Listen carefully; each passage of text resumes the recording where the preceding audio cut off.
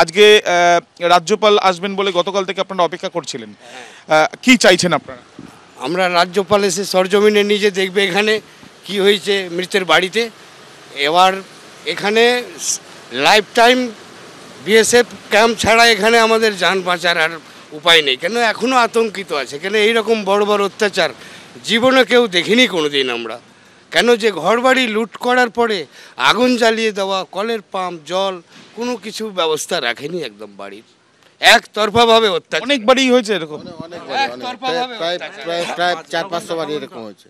একদম একতরফাভাবে অত্যাচার, একতরফাভাবে অত্যাচার। আপনারা কি চান যে মুখ্যমন্ত্রী এখানে আসুন, আপনাদের সঙ্গে কথা বলুন? মুখ্যমন্ত্রীও দেখে যান, ওনার তো বেশি দায়িত্ব, ওনাকে আসা আগে উচিত ছিল।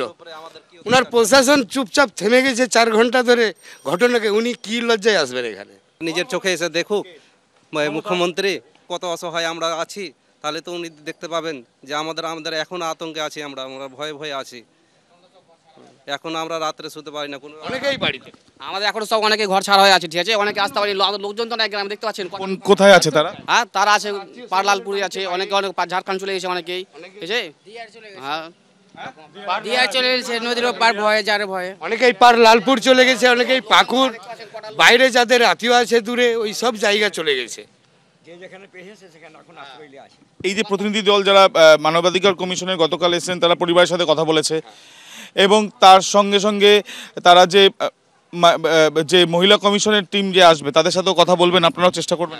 আমাদের সবারই একই কথা, কি আর নতুন করে বলবো। আমাদের নিজের কোনো কিছু ব্যাপার নেই, সরকার মেরে ফেলে বাঁচাই, আমার সরকারের উপর ভরসা।